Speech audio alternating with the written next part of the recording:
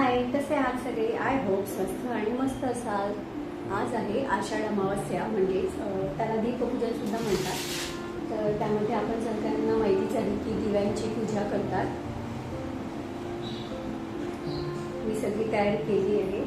तर आता तुमच्यासोबत मी सागर संगीत दीपपूजन शेअर करणार आहे.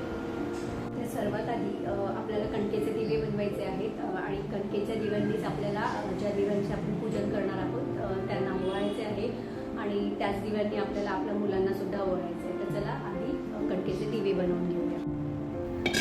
5, 7 किंवा 11 असे कणकेचे दिवे बनवायचे असतात. तर मी 7 कणकेचे दिवे बनवते आहे.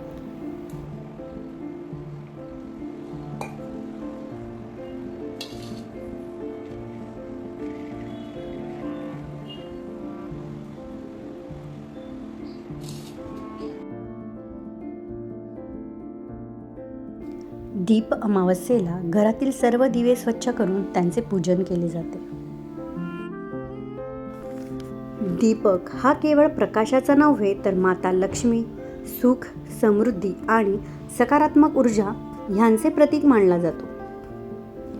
या दिवशी दीपपूजन केल्याने घरात सुख, शांती, धनधान्य आणि शुभतेचा वास होतो.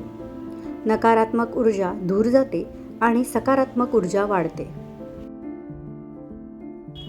घरात असलेले सर्व दिवे मी स्वच्छ घासून आणि धुवून घेते. जर तुम्हाला जमत नसेल ना तर तुम्ही एका दिव्याची सुद्धा पूजा करू शकता. पण जर तुम्हाला जमत असेल, तुम्हाला तेवढा वेळ असेल ना तर नक्कीच तुमच्याकडे असणारे सर्व दिवे छान स्वच्छ करून त्या सर्व दिव्यांची ह्या दिवशी तुम्ही नक्कीच पूजा करायला हवी.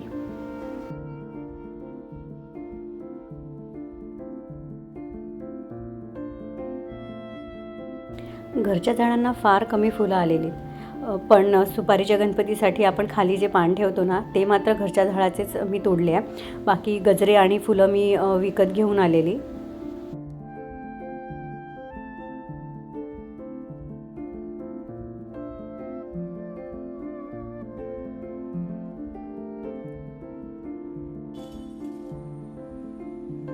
कधीही पूजा करताना ना पूजेची पूर्वतयारी करून घ्या. सर्व सामान असं जवळ आणून ठेवा, म्हणजेच तुम्हाला निवांत पूजा मांडता येईल आणि पूजा करता येईल.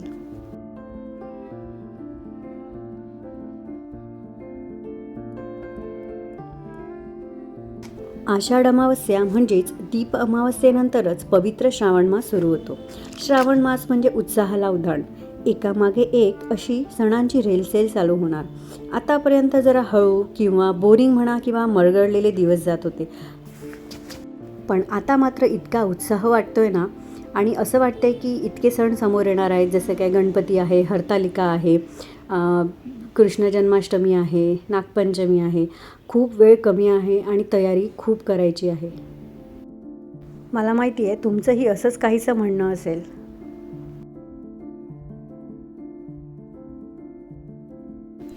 दिवा जसा स्वतः जळून आपल्याला प्रकाश देतो आणि आपल्याला शिकवणसुद्धा देतो की आपण स्वार्थी न राहता आपल्या लाईफमध्ये फक्त आपल्यापुरता विचार न करता आपण आपल्या हितासोबतच आपल्या सहकाऱ्यांचं, आपल्या मित्रांचं आणि आपल्या आप्तेष्टांचं पण हित साधायला पाहिजे, त्यांना घेऊन पुढे जायला पाहिजे.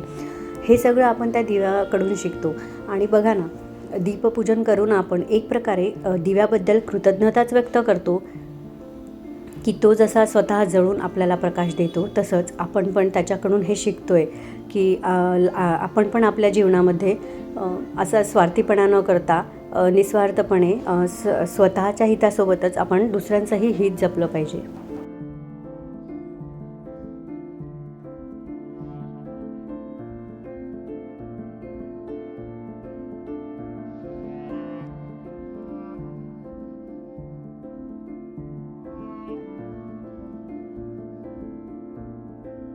कुठलीही पूजा करा, कितीही मोठी पूजा करा, जर आपण दिवा लावलाच नाही तर ती पूजा पूर्ण होते का? एक जरी दिवा लावला तरीही किती प्रसन्न वाटतं. पण हे दीपपूजनाला जेव्हा आपण इतके सारे दिवे एकत्र लावतो ना, तेव्हा चहूबाजूंनी इतका सारा प्रकाश विखुरलेला असतो, इतकं सुंदर आणि इतकं प्रसन्न वातावरण होतं ना की काय सांगू. सगळे दिवे लावून झाले. दीपपूजेची शोभा मात्र दिव्यांनीच लाख पटींनी वाढवली.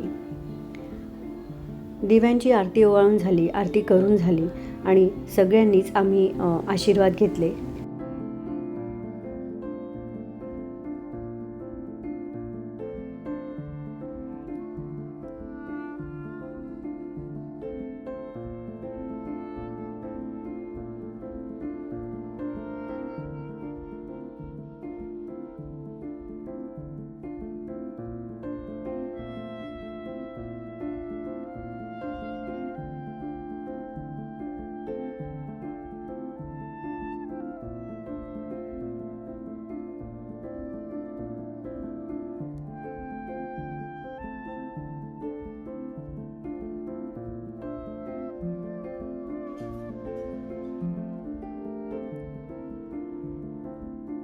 दीपपूजनेला दूध आणि साखरेचा नैवेद्य दाखवितात.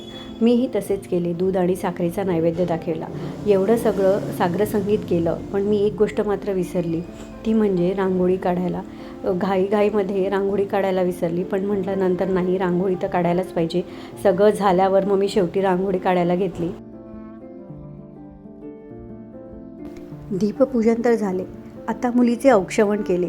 तिच्या सुखी, समृद्धी, तेजोमय आणि आनंदी आयुष्यासाठी देवाकडे प्रार्थना केली. आजचा दीपपूजनाचा ब्लॉग तुम्हाला कसा वाटला मला नक्की कमेंट करून सांगा. आवडला असेल तर लाईक करा आणि सबस्क्राईब करा. भेटूया नेक्स्ट ब्लॉगमध्ये. See you.